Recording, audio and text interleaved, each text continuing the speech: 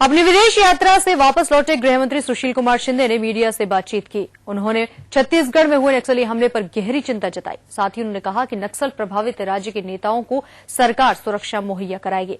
आपको बता दें कि शुक्रवार को गृहमंत्री अपने विदेश दौरे से वापस आए थे, जिसके बाद उन्होंने ये पूरी बात कही।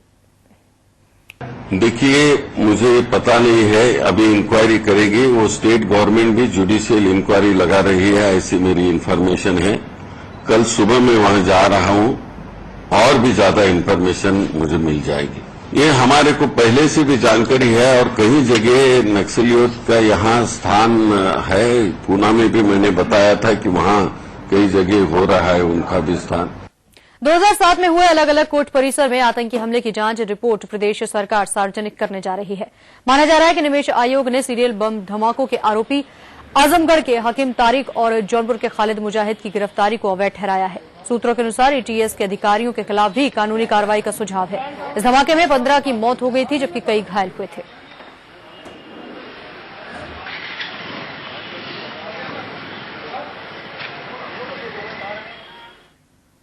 आने वाले लोकसभा चुनावों को देखते हुए बीएसपी कोई कोर कसर छोड़ना नहीं चाहती है। दलित वोटों पर कब्जा करने के बाद अब उसकी नजर ब्राह्मण वोटों पर है।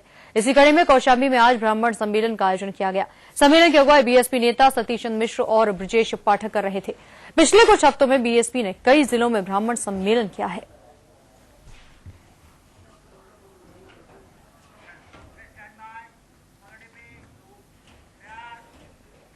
पुलिस के व्यवहार के लिए मुख्यमंत्री की नसीहत का कोई भी असर होता नहीं दिख रहा है। जहां एक तरफ मुख्यमंत्री समाज को जोड़ने के लिए पुलिस के अच्छे व्यवहार की सीख दे रहे हैं, तो वहीं कानपुर की पुलिस के कानों पर जूं तक नहीं रेंग रही है। कानपुर के फीलखाना थाने में पुलिस वालों ने एक व्यापारी को बंधक बनाकर जमकर पीटा। यही नहीं, जब व्यापारी ने पुलिस की इस बर्बरता का विरोध दर्ज कराना चाहा, तो थानेदार ने मामले को रफा दफा कर व्यापारी को धमकी दी।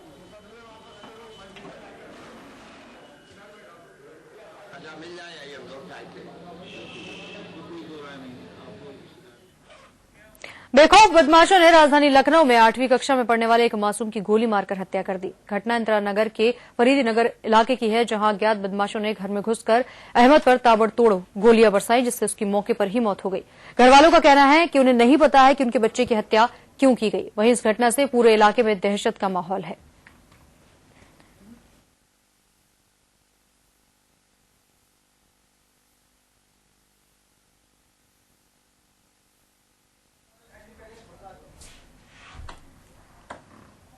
तो बदमाशों के हौसले किस कदर बुलंद हैं, इसकी तस्वीर देखने को मिली। एक मासूम को गोलियों से भूंज दिया गया। इंदिरा नगर का ये पूरा मामला है और पुलिस अब इस पूरे मामले में छानबीन की बात कर रही है।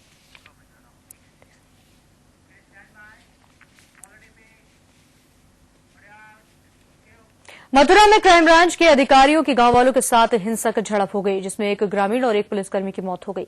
बताया जा रहा है कि क्राइम ब्रांच के अधिकारी बदमाश और कुछ संदिग्ध लोगों को गिरफ्तार करके ले जा रहे थे, तभी गांव वालों के साथ उनकी झड़प होने लगी।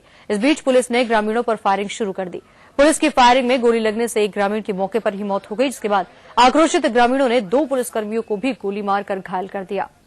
घायल पुलिसकर्मियों को आगरा के एक निजी अस्पताल में भर्ती कराया गया, जहां इलाज के दौरान एक की मौत हो गई।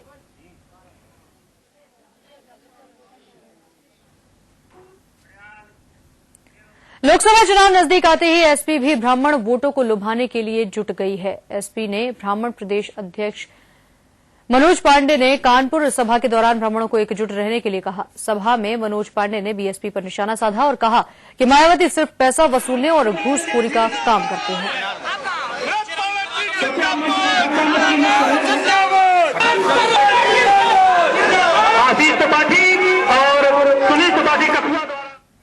गोरखपुर पुलिस ने फर्जी पासपोर्ट का कारोबार करने वाले 1 दर्जन लोगों को गिरफ्तार किया है। चौंकाने वाली बात यह है कि ये काला धंधा पासपोर्ट ऑफिस के सामने ही चलाया जा रहा था, जिसकी शिकायत पुलिस से की गई थी।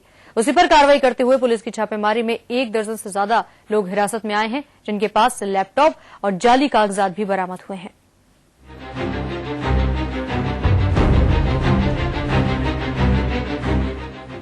गोरखपुर के शाहपुर थाना क्षेत्र के बशारतपुर में पासपोर्ट ऑफिस के सामने खुला पासपोर्ट आवेदन पत्र भरने की दुकानों पर छापेमारी कर 12 दुकानदारों को हिरासत में लिया गया है।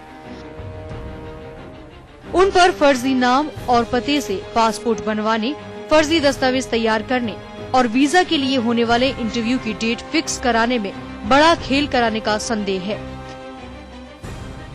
हिरासत में लिए गए लोगों के लैपटॉप और कुछ कागजात कब्जे में लेकर छानबीन की जा रही है। एसएसपी शलभ माथुर के निर्देश पर एसपी क्राइम और एएसपी को शाहपुर पुलिस के साथ छापेमारी के लिए भेजा गया था। को हिरासत में लिया गया है। अभी हम लोग इनको रिमांड पे लेंगे। रिमांड पे लेने के बाद इनसे और जो चीजें हम लोग पूछताछ करेंगे, क्या इसके अंदर हम लोग और नेक्सस रहा है, कब से ये लोग काम कर रहे हैं, कौन कौन लोग इसके अंदर ऑन इन्वॉल्व हैं, किस तरह के एजेंट्स के साथ हैं, अभी तक इन लोगों के द्वारा कितने लोगों का इस तरह से पासपोर्ट बनाया गया है और लोग यहाँ पर लोकल कौन सपोर्ट बेस है, उन सारी चीजों के ऊपर हम लोग पूछताछ करेंगे। जनपद में चल रहे इन फर्जी पासपोर्ट कारोबार के खिलाफ अभियान शुरू किया गया है।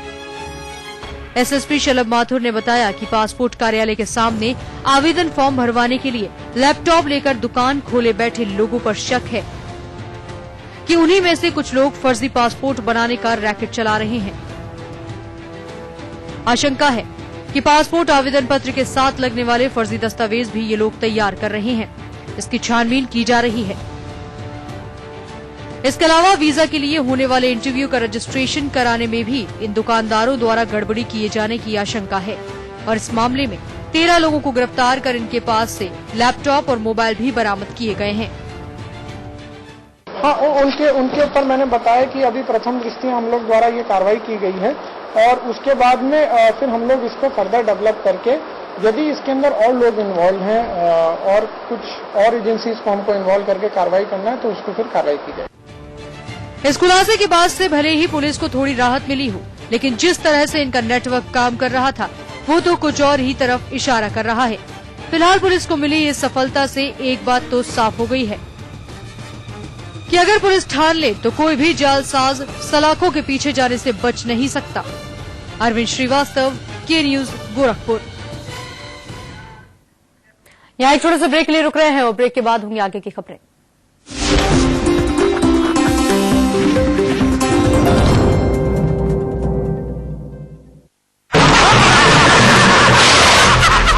लेके आया हमरे लिए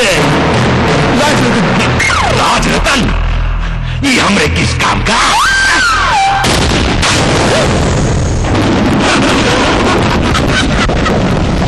अरे जिंदगी के रंग राजरतन के संग, भैया राजरतन के संग, राजरतन की तरजीह पार करे हमकी, हमारा प्यास आपका विश्वास रंग चाहूं तेरे रंग में, तेरे अंबे सज चुकी है।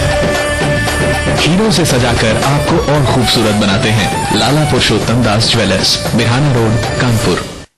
समोसे, पकौड़ी, भुजिया और चाट, पूरी परोठे, कचौड़ियों की बारात, हर तरह के मजेदार भोजन का राज, स्वादिष्ट बैलेंस ड्रॉप और स्वादिष्ट बैलेंस ड्रॉप ऑयल, एगमार्क स्वादिष्ट balance drop. Anand Builders presents Dolphin Dwelling City, a home truly yours that matches your luxurious lifestyle with school, hospital, shopping mall and terrific recreational facilities. Dolphin Dwelling City, Kanpur. जो भी देखे बस देखता रह जाए, जब त्वचा गुनगुनाए, ओ बादल पंछी मौसम सब मिलकर गाए, जब त्वचा गुनगुनाए, तेरे रूप की धूप से रोशनी भी शर्माए, जब त्वचा गुनगुनाए। कोकोनट के गुणों वाला वीनस सोप त्वचा को बनाए कोमल और खूबसूरत। अब त्वचा को गुनगुनाने दो। गंगोत्री, यमुनोत्री, बद्रीनाथ, केदारनाथ, जहाँ खुलता है हरि का द्वार, कीजिए यहाँ आस्था का स्नान। हेमकुंड, जहाँ मिला गुरु गोविंद सिंह को ज्ञान, जहाँ कण कण में मिले ईश्वर का ब्रह्मांड। इस देव भूमि को करें शत शत प्रणाम। देखिए खबरें उत्तराखंड की।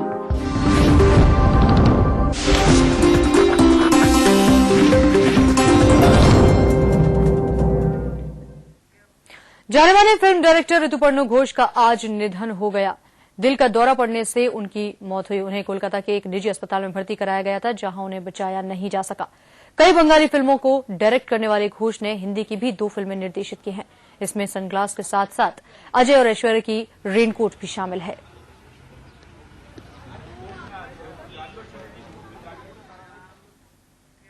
सीबीएसई बोर्ड की 10वीं क्लास के नतीजे घोषित हो गए हैं। इस बार की परीक्षा में 99% छात्र सफल हुए हैं। इलाहाबाद में रिजल्ट देखने के बाद स्टूडेंट ने जमकर धमाल मचाया और एक दूसरे के गले लगकर अपनी खुशियां बांटी। इंटर के बाद हाईस्कूल में भी लड़कियों ने बाजी मारी है। इलाहाबाद में साइबर कैफे और स्कूलों में रिजल्ट देखने के बाद 10वीं का इम्तिहान देने वाले स्टूडेंट्स के चेहरे खिल उठे। ज्यादातर छात्रों का मानना था कि रिजल्ट उनकी उम्मीद से बेहतर आया है और उन्हें मन माफिक ग्रेड और परसेंटेज मिले हैं। रिजल्ट देखने के बाद स्टूडेंट्स ने जहां सबसे पहले अपने टीचर्स का शुक्रिया अदा किया, तो वहीं मिठाई खिलाकर व गले लगकर एक दूसरे के साथ खुशियां बांटी। स्टूडेंट्स ने दोस्तों संग धमाल मचाते हुए खुशियां बांटी, तो साथ ही विक्ट्री सॉन्ग और डांस के जरिए धमाल किया। रिजल्ट देखने के बाद ज्यादातर स्टूडेंट्स के चेहरों से खुशियां छिपाए नहीं छिप रही थी। स्टूडेंट्स ने अपनी इस कामयाबी के जश्न की भी तैयारियां कर ली हैं। कोई दोस्तों को पार्टी देगा तो कोई फिल्म देखकर सेलिब्रेट करेगा।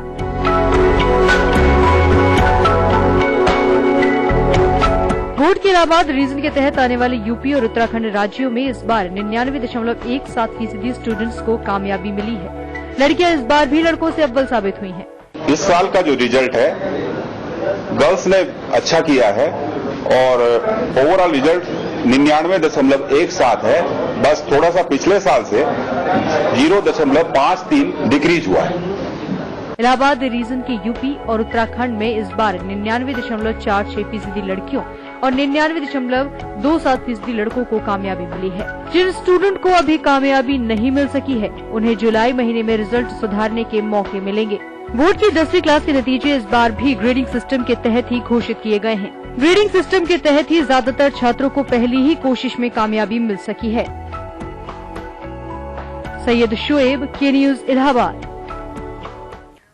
बीसीसीआई के पूर्व अध्यक्ष शरद पवार ने आईपीएल 6 के सभी 75 मैचों की गृह मंत्रालय से जांच कराने की मांग की है और श्रीनिवासन को मामले की जांच होने तक इस्तीफा देने की बात कही है। उन्होंने कहा कि मैं उनकी जगह होता तो ये सब नहीं होता। वर्तमान प्रकरण के कारण खेल और बोर्ड की साख प्रभावित हुई है। उन्होंने दोषियों के खिलाफ निर्मम और प्रभावशाली कार्रवाई का पक्ष लिया।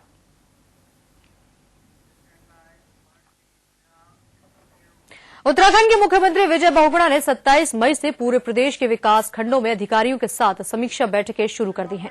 इसी कड़ी में उन्होंने आज उधम सिंह नगर के खटीमा में विकास कार्यों का जायजा लिया। इस दौरान उन्होंने 4 करोड़ 83 लाख रुपए की विकास योजनाओं का शिलान्यास और लोकार्पण किया। साथ ही उन्होंने जनता दरबार लगाकर लोगों की समस्याएं भी सुनी। वो ये है कि हर क्षेत्र में जाऊं तो देखो कि वहाँ क्या समस्या है, विकास क्या हो रहा है, क्या समस्या है। शिक्षा भी क्या था, अब यहाँ खटीमा आया हूँ, सुधारने जा रहा हूँ। तो जो समस्याएं हैं, सड़कों की है, पुलों की है, यहाँ पे पेयजल की है, तो काफी मैंने घोषणाएं करी है। एक तरफ जहां पूरा उत्तर भारत गर्मी की तपिश झेल रहा है, वहीं उत्तराखंड में हुई जोरदार बारिश ने मौसम सुहाना बना दिया। देहरादून में झमाझम हुई बारिश ने लोगों को राहत की सांस दी है। वहीं मसूरी में भी जोरदार बारिश के साथ साथ ओले भी पड़े हैं, जिससे मौसम बेहद खुशगवार हो गया है। देहरादून और मसूरी की तस्वीरें आपके सामने है। किस तरीके से बारिश के बाद लोगों ने जमकर इसका आनंद लिया और गर्मी से राहत महसूस की है। आपको बता दें, गर्मी की तपिश झेल रहे थे लोग, बेहाल थे। मजबूरी में भी लोगों को घरों से बाहर निकलना पड़ता था, अपने आप को ढक कर चल रहे थे।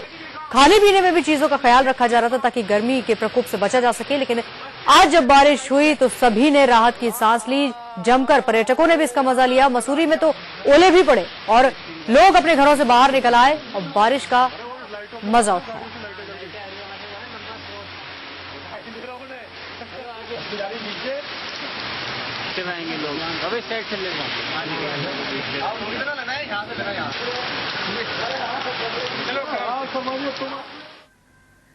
यहाँ छोटे से ब्रेक के लिए रुक रहे हैं, लेकिन ब्रेक पे जाने से पहले नजर कुछ और खास खबरों पर। कानपुर के सीसामऊ थाना क्षेत्र में स्थित फुटवेयर शॉप में आग लगने से लाखों का माल जलकर खाक हो गया। मौके पर पहुंची दमकल की 4 गाड़ियों ने आग पर काबू पाया। कानपुर के जूही थाना क्षेत्र में एक महिला का शव घर से कुछ दूर संदिग्ध परिस्थितियों में झुलसा हुआ मिला। पुलिस ने शव कब्जे में कर पोस्टमार्टम के लिए भेज दिया है। शादी टूटने के बाद महिला अपने भाई के घर में रह रही थी। कानपुर में निर्माणाधीन हाईटेक कंट्रोल रूम का जायजा